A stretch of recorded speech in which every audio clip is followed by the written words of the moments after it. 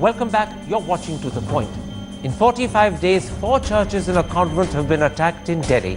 What's worse, there are also reports that prayers and services have been frequently disrupted. Now, all of this is happening against a heightened background of conversions targeting Christians in particular. And then, of course, there was the redesignation of Christmas as Good Governance Day, which many saw as an attempt to diminish Christmas. So how does the Catholic Church respond to what's happening? That's the key issue I shall put to the Archbishop of Delhi, Anil Couto. Archbishop Couto, 4 churches in a convent attacked in the last 45 days alone. You've said that these attacks are orchestrated. Who do you suspect is orchestrating them? Archbishop Couto, can you hear me? Yes, I can hear you, yeah. You've said that you believe these 4 attacks on churches and on a convent in the last 45 days are orchestrated. Who do you suspect is orchestrating them? Well, I am not able to say who is orchestrating them, but the fact is that these 4 incidents have taken place one after the other, and there seems to be a pattern in which they have taken place. But I'm not able to say straight off who could be behind it and who could be orchestrating these incidents, which are serious because they are attacks on our worship places in Delhi and prominent worship places in Delhi, prominent churches in Delhi. But you do firmly believe that the Christian church is being deliberately targeted and that this is being done by an organized group targeting you. Do you believe both of that? It kind of gives me the cause to believe this, because the attacks are on Christians, the Christian churches at the moment, and the way these attacks have taken place from the 1st of December on, when the church in Dilshad Garden, our St. Sebastian Church, was burnt. And after that, the series of incidents, one after the other. The church in Jasola, Okla, also was stoned. And then on the 3rd of this month, our crib at the church in Rohini was also burnt. And then now, yesterday, the incident at Vikaspuri, Our Lady of Grace's Church. So all this makes me feel that there may be a plan. I don't know who is behind it, who has contrived the plan, who could be behind it. Very, very difficult for us to say, but it looks to be an organized group, definitely. Now, it seems there's something else that's happening that perhaps hasn't got much attention in the press so far. Father Dominic has told the Hindustan Times that prayers and services are being disrupted almost every day. In fact, the Hindustan Times says that in the last 1 month, such prayers and services have been disrupted at least 12 times. What sort of disruption are we talking about? What Father Dominic mentioned, certainly he has better information about it. Disruption of services within the country, probably not definitely in Delhi, but in certain places where Christians gather together for worship, and sometimes those worship services are disrupted, and the pastor is taken to the police station and so on, and sometimes false cases being registered against the pastor, and the people are not allowed to worship anymore. So these kind of incidents are taking place in different parts of the country, and we get to hear them, off and on from different sources. Let me ask you: do Christians in Delhi feel safe? The Hindu today says that there's apprehension in the Christian community about their safety. We do feel both in the city of Delhi and the state of Delhi, and I'm sure the same is the feeling all over the country. A bit of that eerie feeling of being unsafe. We don't know at what time an attack may come, and what kind of problems we may have to face.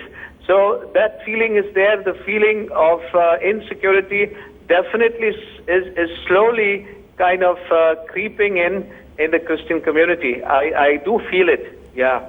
Now, very quickly, what sort of response does the church get from the police? Are you satisfied by their level of concern for your safety and for the safety of churches? Because Father Balraj of Our Lady of Grace's Church has said the following to the Hindu: all we receive are assurances which clearly are not enough to prevent an attack.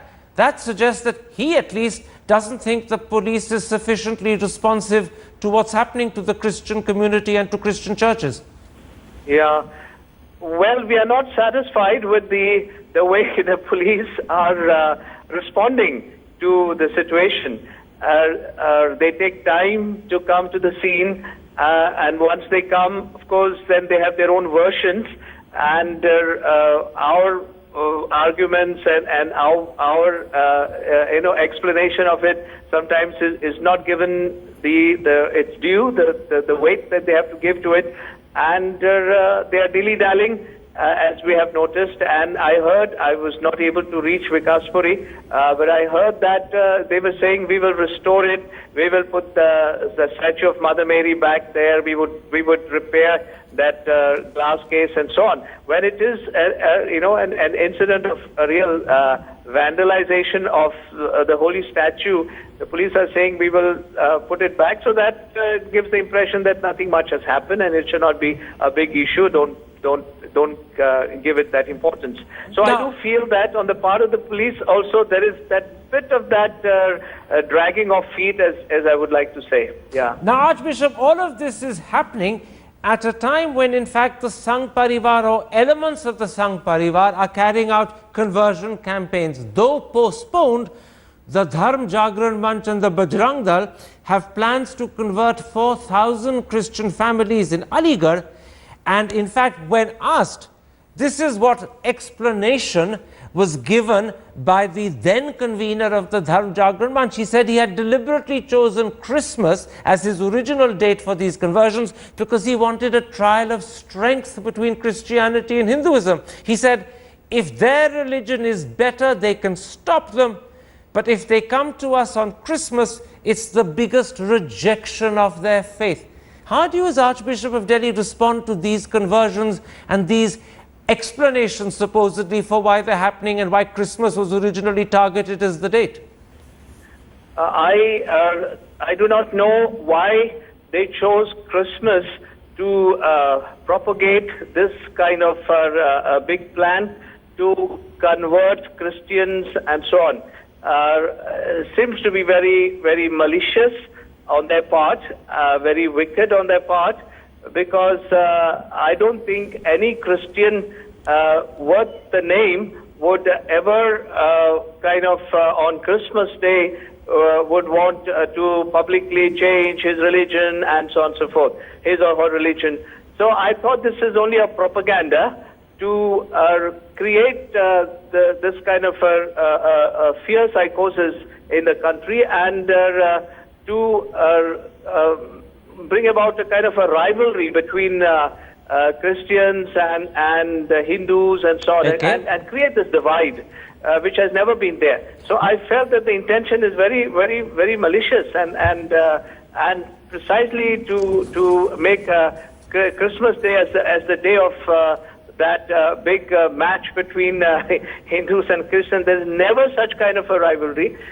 Never is there such kind of a competition, and there is no question of superiority and inferiority among religions, and we have lived in absolute harmony here all the time, respecting each other, loving each other, and to bring about this idea and to inject this and to make it so public in the media, I felt that this has some other motives, ulterior motives. What about something else? The RSS Sangh Chalak has publicly said that, in fact, in previous decades, maybe in earlier centuries, the church was guilty of a mass mission to convert Hindus. He actually used the word loot. He says this was some form of loot. How do you respond to those comments from the RSS Sangh Chalak? I felt the RSS Sangh Chalak is completely off the point and is deliberately using this kind of language, so demeaning language to hurt. I would say this kind of language should never be used when you're talking about religion, because religion is not simply a matter of conversion. It's a matter of your religious experience. It's a matter of communion with God. It's a matter of entering into the mystery of salvation. Okay. And to say that it is a loot and so on, I felt speaks for the man and what is going on in his mind and in his heart. I totally denounced this kind of language, and I felt that the earlier it is stopped, and from a man of his stature, the better it is, and we should try our best from all fronts and from all quarters to make sure that this kind of language doesn't carry on. Now, Archbishop, the other thing that happened is that the government suddenly decided to designate Christmas as Good Governance Day, because Christmas, December the 25th, happens also to be Atal Bihari Vajpayee's birthday. Many people felt that that was done as a deliberate attempt to diminish Christmas, perhaps to even denigrate it. As Archbishop of Delhi, how did you respond to that redesignation of Christmas, the holiest day in the calendar for Christians, as Good Governance Day? Well, we did our best to protest against it. And we, of course, got a chance also to go to the media, registering our protest with the government that the holiest day for Christians on their calendar, that is Christmas, the birthday of our Lord Jesus Christ, to be announced as Good Governance Day on the part of the government was something which is absolutely wrong and motivated. So we did our best to impress on the government, to impress on as many people as possible, including the Prime Minister. Well, I felt that it clearly shows an agenda that particular day, which always used to be a holiday, where people were given their chance to spend their time in the church, to worship, and all citizens of the country would celebrate it. They also would have the chance to visit the churches and to spend time at home with the family and so on. Was announced as a Good Governance Day, was not at all right on the part of the government. Clearly shows an agenda, clearly shows a motive. Can I interrupt? You say it clearly shows an agenda, it clearly shows a motive. What sort of agenda or motive do you suspect? Give me a short, sharp answer. I suspect the motive is to sideline, to marginalize the minorities, and in this particular case, the Christians, and to show that their feast doesn't matter to us. It is not of any importance because they are a minority. And you're saying that, ideology. Yes. You're suggesting that this motive, this agenda to marginalize the minorities, is a motive and agenda from the government. Well, the government it's the government that announced the Good Governance Day, and so the entire agenda is of the government, and starting from the Prime Minister himself. So that's it. It's very clear that it is their agenda, and they are imposing it on the whole country. You said starting from the Prime Minister himself. So you believe that Mr. Modi is, in a sense, behind this entirely? Well, if not, of course, it is without the Prime Minister's approval, it cannot happen. So definitely, there is that if not direct, at least tacit approval is there on the part of the Prime Minister to allow Christmas to be celebrated as a Good Governance Day, and the real and the full meaning of Christmas to be eclipsed. Yeah. Now, yesterday in the press release you issued regarding the 4 churches and a convent that have been attacked in the last 45 days, you said you were saddened by the fact that the Prime Minister was silent. You said you expressed concern at his silence. In fact, the truth is, even earlier in December, when conversions were happening or being threatened, the Prime Minister was completely silent. How distressed are you and how worried are you by the Prime Minister's silence on these issues? Well, I would not want that the Prime Minister should make statements for every incident that takes place. But what I would certainly would want to say, and there's a concern, is what is happening in the country, the whole climate at this moment in the whole country, because we have been hearing of this kind of incidents where Christians were targeted right from the beginning itself of this new government taking over. And that is what is distressing. And when the issue of this Ghar Wapsi and conversions was being discussed in the parliament, we would expect that the government, our Prime Minister, would say a word so that the insecurity on the part of the minorities is taken away and their anxiety is put at rest. So we would expect, therefore, that the Prime Minister should say a word in defense of the Constitution. That's what we were looking for, in defense of the secular nature of our Constitution, the secular ethos of our country. So that is precisely what we were looking for, and the silence still is distressing. Do you therefore feel more than disappointed by the Prime Minister? Do you in a sense feel let down as Indian citizens? Pardon me, I didn't get you. I said, do you feel more than just disappointed? Do you feel let down by the Prime Minister as Indian citizens? Yes, at least I would feel definitely as an Indian citizen being let down, yes, by the Prime Minister and his government. Yeah, to some extent, I wouldn't say, but it's like the beginnings. You see the signs of what is going to come. Well, in fact, it's the beginning, as you call it, and the signs of what is going to come that I want to move towards very quickly. Do you fear that with the BJP having a majority in the Lok Sabha already, and increasingly winning power in states as state elections happen, and targeted to win a majority in the Rajya Sabha by 2016, that the mood and atmosphere in India is shifting markedly against the minorities? Do you fear that? I fear that. I really fear that, yeah. And it happens because the moment they come to power, we can see how the target is the minorities most of the time. I do fear that. Yes. Yeah.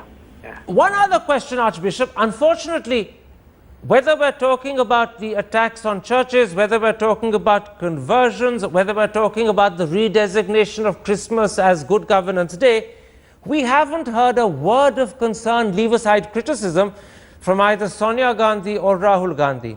And although individual Congress spokesmen have joint television discussions, officially the Congress party at its regular daily press conference has not said a word about these issues either. So do you think that you're not getting the support you feel you want and need from Congress? Yes, I would feel that silence also is intriguing.